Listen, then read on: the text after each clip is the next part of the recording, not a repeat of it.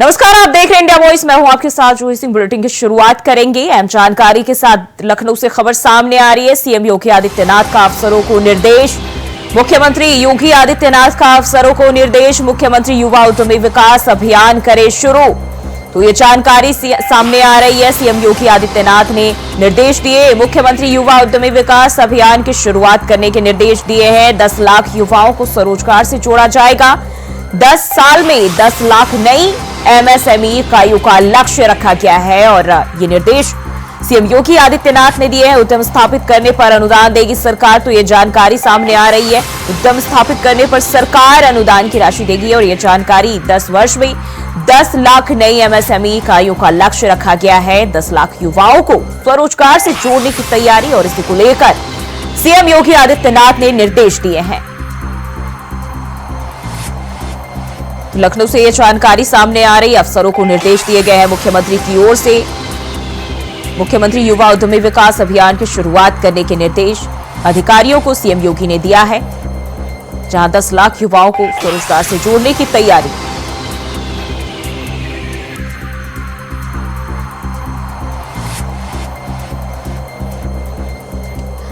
और इसी खबर पर ज्यादा जानकारी के साथ कृष्णा मिश्रा हमारे सहयोगी लखनऊ से हमारे साथ जुड़ गए। कृष्णा, जिस तरीके से मुख्यमंत्री योगी आदित्यनाथ देखें तो अपने एक्शन और कार्रवाई और लगातार तमाम चीजों का जायजा लेते रहते हैं और इसके लिए प्रचलित है और एक बार फिर से युवाओं के लिए वो खड़े नजर आ रहे हैं और अब जो है युवाओं को स्वरोजगार से जोड़ने के निर्देश, इसकी तैयारियां, क्या जानकारी?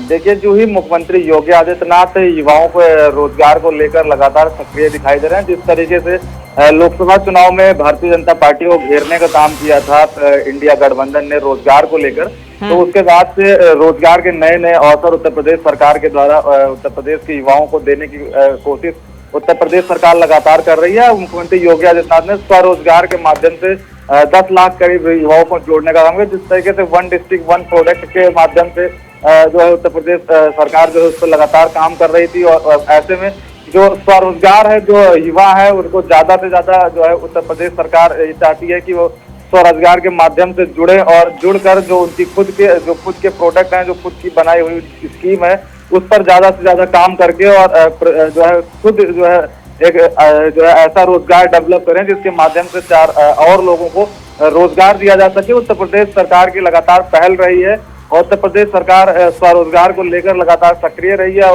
इससे पहले 1 डिस्ट्रिक्ट 1 प्रोडक्ट को लेकर भी मुख्यमंत्री योगी आदित्यनाथ ने सभी जिले के जिलाधिकारी और तमाम जो है उत्तर प्रदेश के बड़े अधिकारियों के साथ बैठक की थी। उसके बाद अब स्वरोजगार को लेकर जो जिस तरीके से मुख्यमंत्री योगी आदित्यनाथ ने पहल की है, तो ये उत्तर प्रदेश के युवाओं के लिए जो है रोजगार का एक अच्छा अवसर है, जिसको देखते हुए प्रदेश सरकार जो लगातार तत्परता से इस पर काम करती हुई दिखाई दे रही है। कृष्णा, देखें हम तो 10 साल का लक्ष्य रखा गया है। 10 साल में 10 लाख नई एमएसएमई इकाइयों का जो लक्ष्य है सीएम योगी आदित्यनाथ ने रखा है। लेकिन हम देखें स्वरोजगार से युवाओं को जोड़ने की जो तैयारी है किस तरीके से की जाएगी और क्या कब से इसको लेकर जो है कदम उठाए जा सकते हैं? देखिए जूही, लगातार उत्तर प्रदेश सरकार चाहे सूक्ष्म उद्योग हो चाहे लघु उद्योग हो, उसको लेकर सक्रिय दिखाई दे रही है। एमएसएमई के जो है माध्यम से जिस तरीके से 10 लाख लोगों को रोजगार से जोड़ने का 10 साल का जो समय लिया गया है, एमएसएमई सेक्टर में लगातार जो है काम किया जा रहा था। उत्तर प्रदेश सरकार एमएसएमई सेक्टर की तरह जो है उस पर लगातार काम कर रही थी और अब ये जो 10 साल का समय लिया गया, इसमें देखा जा रहा है कि जो उत्तर प्रदेश के युवा हैं उनको ज्यादा से ज्यादा रोजगार मिलने का अवसर मिलेगा। और जिस तरीके से एक जो है बेरोजगारी जो चरम सीमा पर देखी जा रही थी, उसमें भी अब कहीं ना कहीं जो है रुकावट दिखती हुई नजर आएगी कि जो पहल उत्तर प्रदेश सरकार की बड़ी पहल है और इसको लेकर जो रोजगार को लेकर जो मुख्यमंत्री योगी आदित्यनाथ ने एक पहल की है एमएसएमई के माध्यम से, इस पहल के माध्यम से रोजगार युवाओं को रोजगार मिलने का ज्यादा से ज्यादा अवसर रहेगा। जी कृष्णा, मुख्यमंत्री ने जो है ये आदेश दिए, निर्देश दिए कि मुख्यमंत्री युवा उद्यमी विकास अभियान की शुरुआत की जाए। क्या खास होगा इस अभियान के तहत और कैसे युवाओं को जोड़ने की तैयारियां की जाएगी? देखिए, इस अभियान के तहत जो जिले पे जो अधिकारी होंगे उनके संपर्क में जो युवा हैं वो युवा उनके जो है उनके संपर्क में रहेंगे और जो प्रदेश स्तर के अधिकारी होंगे उनके संपर्क एमएसएमई के माध्यम से है कि अगर युवा कोई रोजगार करना चाह रहा था तो उसको सरकार की तरफ से जो है मुआवजा भी मुहैया कराया जाएगा। सरकार की तरफ से एमएसएमई की तरफ से लगातार जो लोन का प्रावधान है, लोन भी युवाओं को जो है मुहैया कराया जाएगा। और लोन में जो सब्सिडी है, सब्सिडी भी बढ़ाने की बात हो रही है कि उत्तर प्रदेश सरकार जो लोन प्रोवाइड किया जाएगा उसमें जो है सब्सिडी भी देने का काम करेगी। जो सब्सिडी अभी 25 से 30% हुआ करती थी, उसको बढ़ाने की भी बात लगातार हो रही है। तो ऐसे में जो युवा जो है नए रोजगार की जो तलाश कर रहे हैं, उनको जब नया रोजगार मिलेगा तो उनको ज्यादा से ज्यादा उत्तर प्रदेश सरकार की तरफ से मदद मिलने की बात लगातार उत्तर प्रदेश के मुख्यमंत्री योगी आदित्यनाथ के द्वारा की जा रही है। और जो अधिकारी हैं, अधिकारी उत्तर प्रदेश के मुख्यमंत्री योगी आदित्यनाथ के संपर्क में है। एमएसएमई का पूरा डिपार्टमेंट मुख्यमंत्री योगी आदित्यनाथ के संपर्क, इसीलिए आज जो है इसकी घोषणा उत्तर प्रदेश के मुख्यमंत्री योगी आदित्यनाथ दी है कि 10 साल में 10 लाख जो है युवाओं को रोजगार से जोड़ने का काम उत्तर प्रदेश सरकार करेगी। जी, हम बात करें, बेरोजगारी बहुत ही बड़ा मुद्दा रही है और चाहे वो प्रदेश की सरकार हो, केंद्र की सरकार हो, और अब जिस तरीके से हम बात करें उत्तर प्रदेश की, वहां जो मुख्यमंत्री की ओर से ये स्वरोजगार से जोड़ने के लिए युवाओं के लिए कदम उठाए जा रहे हैं, अभियान की शुरुआत की जा रही है, कितना फायदेमंद होगा और बेरोजगारी में कितना सुधार देखा जाएगा? देखिए, जो ही जिस तरीके से लोकसभा चुनाव हुआ, लोकसभा चुनाव में जो विपक्षी पार्टियां थी, भारतीय जनता पार्टी के जो विपक्ष में चुनाव लड़ रहे थे, वो लगातार रोजगार को लेकर सरकार को घेरते हुए नजर आ रहे थे। उसके बाद से लगातार उत्तर प्रदेश सरकार जो है उत्तर प्रदेश में नए नए रोजगार के अवसर देने का प्रयास कर रही है, चाहे वो सरकारी नौकरियां हो, चाहे प्राइवेट तक। अभी मुख्यमंत्री योगी आदित्यनाथ ने साफ तौर पर निर्देश दिया है कि जो सरकारी कार्यालय में है उसमें भी कोई प्राइवेट कर्मचारी काम करते हुए न दिखे, जो सरकारी कर्मचारी है वही काम करें। और लगातार उत्तर प्रदेश सरकार जिस तरीके से उसको टारगेट किया गया था, टारगेट करके उत्तर प्रदेश सरकार को घेरने का काम किया था इंडिया गठबंधन ने, उसको पूरी तरीके से उत्तर प्रदेश सरकार और मुख्यमंत्री योगी आदित्यनाथ ने उस पर काम करना शुरू किया है। और लगातार उत्तर प्रदेश के युवाओं को ज्यादा से ज्यादा रोजगार से जोड़ने का काम जो है प्रदेश सरकार की तरफ से किया जा रहा है। और मुख्यमंत्री योगी आदित्यनाथ का कहना है कि 2027 के विधानसभा चुनाव से पहले जो बेरोजगारी है उसमें काफी गिरावट देखने को मिलेगी। बिल्कुल कृष्णा, बहुत बहुत शुक्रिया जानकारी साझा करने के लिए। तो 10 लाख युवाओं को जो है स्वरोजगार से जोड़ने की तैयारी। और बढ़ते हैं आगे, मुख्यमंत्री हेमंत सोरेन की अध्यक्षता में प्रोजेक्ट भवन हुई कैबिनेट बैठक में किसानों और ग्राम प्रधानों को बड़ी सौगात दी गई है। किसानों का 50,000 रुपए से 2 लाख रुपए तक का कर्ज माफी समेत 37 प्रस्तावों को मंजूरी दी गई। वहीं ग्राम प्रधानों को दी जाने वाली सम्मान राशि को बढ़ाकर दोगुना कर दिया गया है।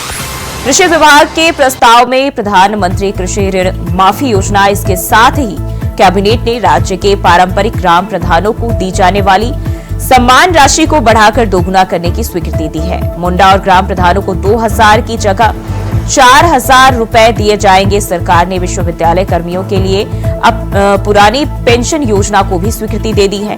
वहीं इस फैसले को विपक्ष यानी बीजेपी ने लोक लुभावन बताया है। बीजेपी प्रवक्ता डॉक्टर अरुण उरांव ने कहा कि सरकार अंतिम सांसें गिन रही है। वहीं बीजेपी पर हमला बोलते हुए झामुमो प्रवक्ता मनोज पांडे ने कहा कि हमारी सरकार जनहित के कार्य कर रही है, जन कल्याण के लिए सरकार पर बोझ पड़ेगा, इसको हम देखेंगे।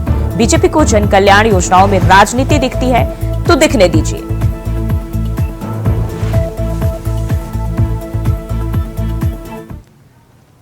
देखिए, आज हमको लगता है बहुत लंबा कैबिनेट चला, कई महत्वपूर्ण निर्णय लिए गए विभिन्न विभागों के, और मुझे लगता है कि आने वाला समय में ये निर्णय राज्य के लिए मील का पत्थर साबित होगा। चाहे किसानों का 2 लाख तक का ऋण माफी की बात हो, चाहे हमारे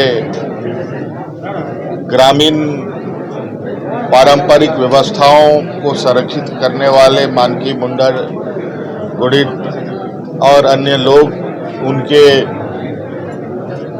जो सम्मान राशि है उसको बढ़ाने को लेकर, और कई ऐसी योजनाएं हैं जो हमारे पदाधिकारी आपके समक्ष प्रेस वार्ता में रखेंगे। उनकी व्याकुलता बताती है कि हम कितने मजबूत हैं। वो जितने बेचैन रहेंगे हम समझेंगे हम उतना कंफर्टेबल पोजिशन में, तो वो बेचैन होते रहें, पेट में दर्द होता रहे, जनता उनका इलाज करेगी। समय देखिए अजय जी, ये सरकार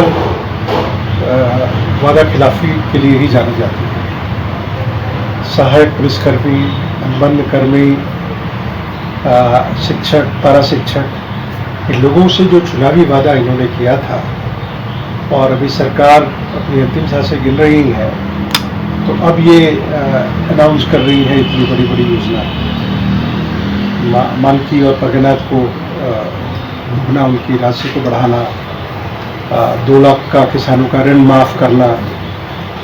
इतने पैसे लाएंगे कहाँ से? हम सहायक पुलिसकर्मी का हम लोग देख रहे हैं रोजाना, ये मुख्यमंत्री आवास तक इन्होंने घेरा। क्या इस हालत में है कि उनको वो नियमित उनको कर दें? क्या इनके पास वो बजट है? दूसरी बात, सरकार का समय कुछ महीनों का शेष रह गया है, तो ये सिर्फ जुमला ही होना है, लोगों के साथ वादा खिलाफी ही होना है, और एक तरह से ये ठगी कर रहे हैं।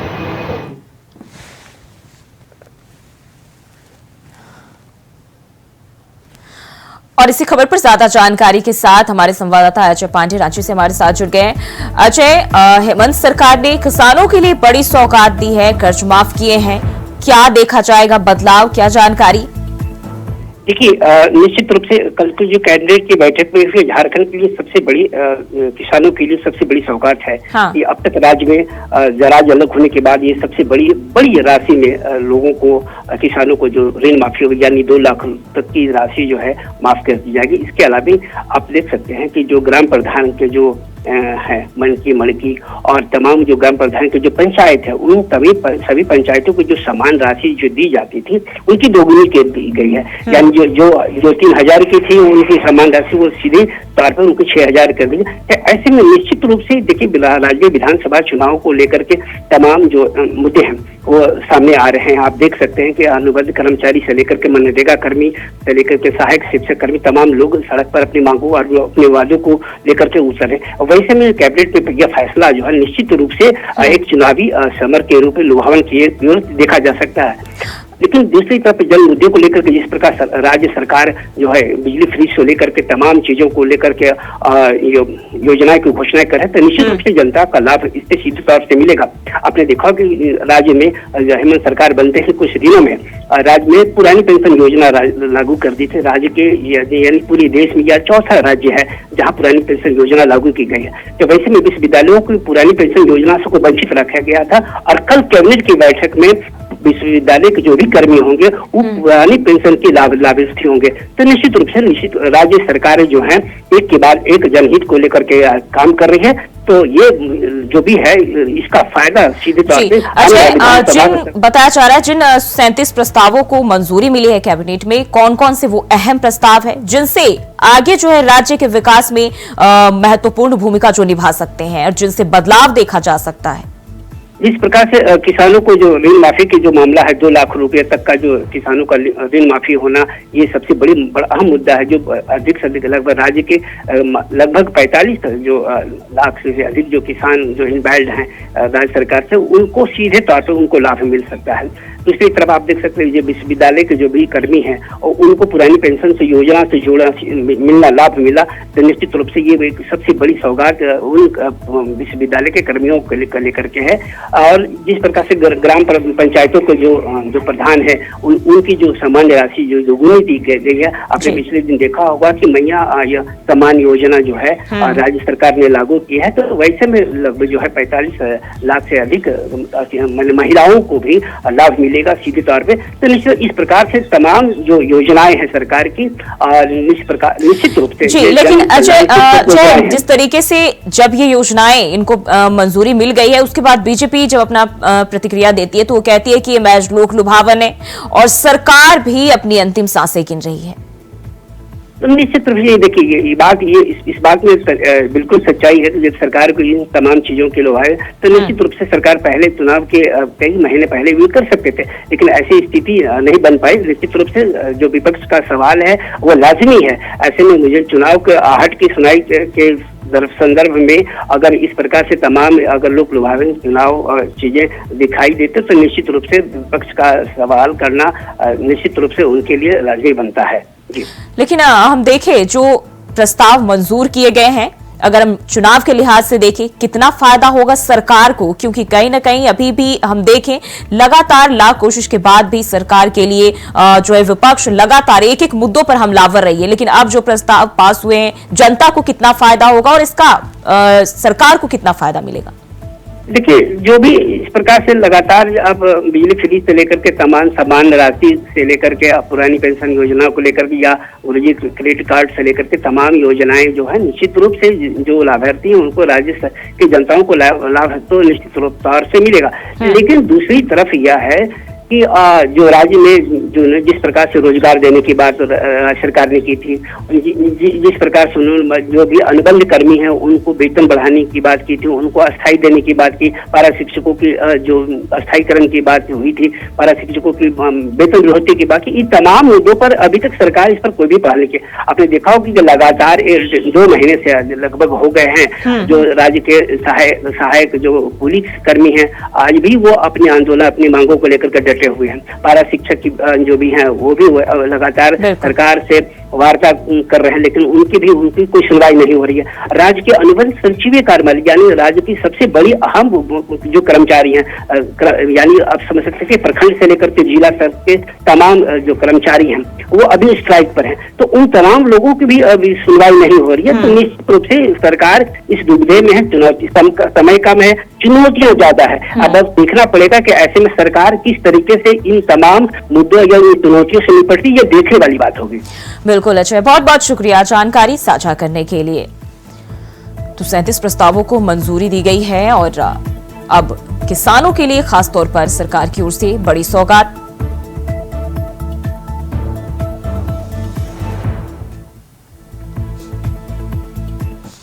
और वहीं राजस्थान में विधानसभा की अब 6 सीटें खाली हो गई। बीजेपी की सरकार के लिए चुनौती बढ़ गई है। 5 विधायकों की लोकसभा में सांसद बनने के कारण उनकी विधानसभा की सीट खाली हो गई। आज बीजेपी के दिग्गज नेता और कई बार के विधायक अमृतलाल मीणा का हार्ट अटैक से निधन हो गया। सलूम्बर विधानसभा सीट से अमृतलाल लगातार चुनाव जीतते रहे थे और ऐसे में अब उनके निधन के बाद सलूम्बर सीट खाली हो गई। 5 सीटों के साथ अब उदयपुर की सलूम्बर विधानसभा सीट पर भी उपचुनाव होगा। इस सीट पर हमेशा बीजेपी का कब्जा रहा है। आपको बता दें कि राजस्थान की नई विधानसभा में कभी भी पूरी संख्या 200 पूरी नहीं हो पाई है। हमेशा विधानसभा में कोई न कोई सीट खाली रही है।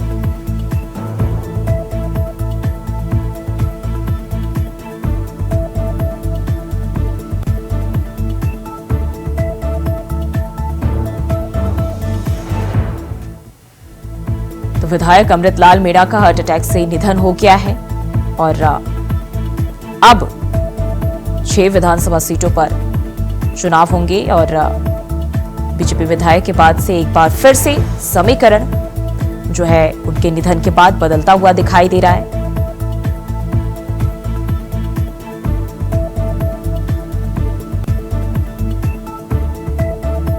तो 6 सीटों पर उपचुनाव होंगे राजस्थान में। आपको बता दें पहले 5 सीटें थी, लेकिन अब जिस तरीके से बीजेपी विधायक के निधन के बाद जो एक और सीट खाली हुई है तो ये भी इसमें शामिल हो गए हैं और अब 6 सीटों पर उपचुनाव होंगे।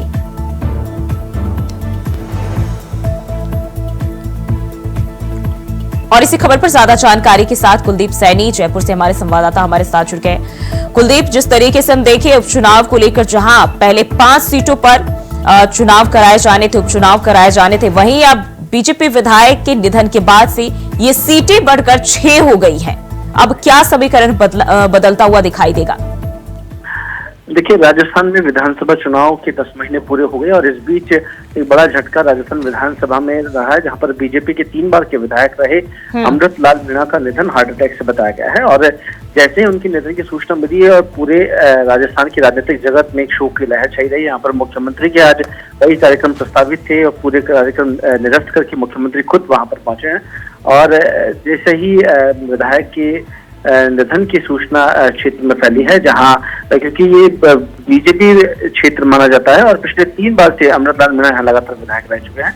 और जैसे ही इस पूरे मामले के बाद अब ये माना जा रहा है कि जो 5 सीटें राजस्थान में उपचुनाव की थी अब बढ़कर 6 हुई है, जिसमें दौसा, खिमसर, झुंझुनू, चौरासी और देवली उनियारा के बाद अब ये सीट सलूम्बर भी खाली हो गई, जिसको लेकर अब माना जा रहा है कि 6 सीटों के लिए राजस्थान में उपचुनाव होने हैं। लिहाजा इस विधानसभाओं के अगर हम देखिए तो भाजपा की सिर्फ एक सीट है और बाकी 5 सीटों पर कांग्रेस का दबदबा था। अब भाजपा के लिए एक सीट के लिए कहीं ना कहीं जुगलबंदी होगी, लेकिन इस घटनाक्रम के बाद कहीं ना कहीं राजनीतिक गलियारों में शोक की लहर। बिल्कुल कुलदीप, बहुत बहुत शुक्रिया जानकारी साझा करने के लिए। और सीधे चलते हैं जहां लोकसभा में कार्रवाई जारी है, किरण रिजिजू बोल रहे हैं, चलिए आपको सुनाते हैं। कहा गया है उसके बाद सर जो हम आज थोड़ा विस्तार में जिसको मैं बताना चाहता हूं 2 कमेटियों के बारे में। ये 2 कमेटी कांग्रेस के समय में ही बनाया गया था। सबसे पहले high level committee under justice Rajendra Sachar, ये सर 9 मार्च 2005 में गठन किया गया था।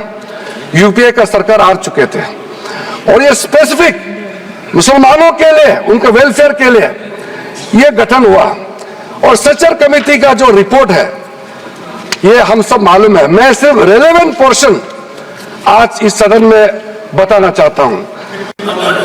सच्चर कमेटी का जो पहला रिकमेंडेशन है इसमें कहा गया है एनुअल इनकम जितना वक्फ बोर्ड का प्रॉपर्टीज है 4.9 लाख रजिस्टर्ड वक्फ प्रॉपर्टीज, ये सिर्फ 163 करोड़ ही आमदनी जनरेट होता है।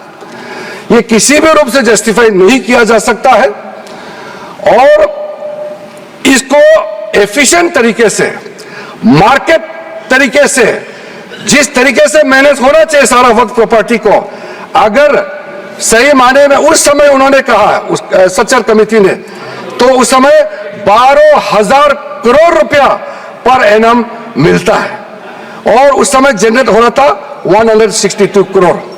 लेकिन मैं साथ साथ ये भी कहना चाहता हूं क्योंकि वो कमेटी की रिपोर्ट है और मैं माइनॉरिटी अफेयर्स का मंत्री होने के नाते जो हम लोगों ने स्टडी किया है,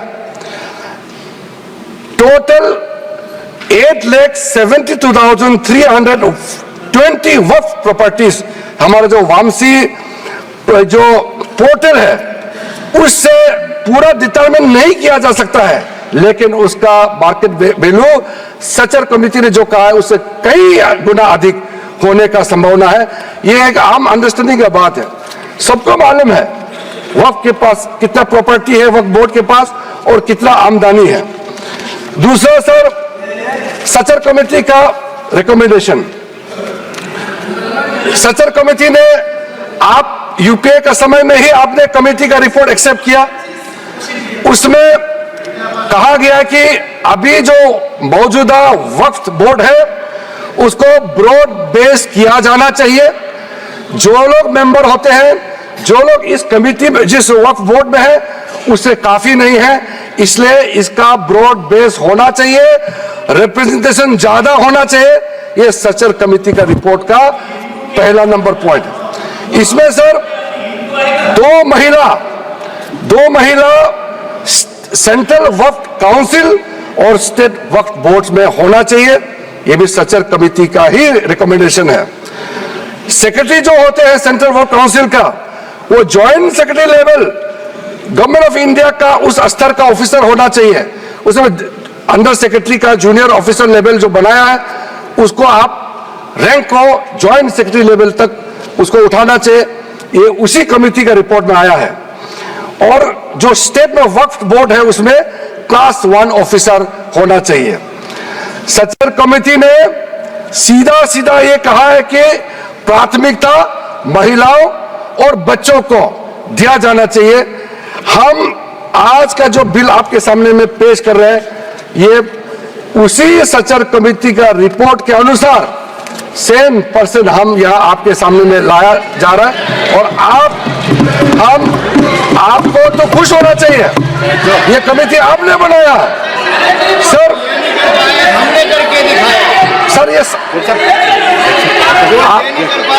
सर हमने शांति से इनकी बात सुना। अध्यक्ष महोदय जी,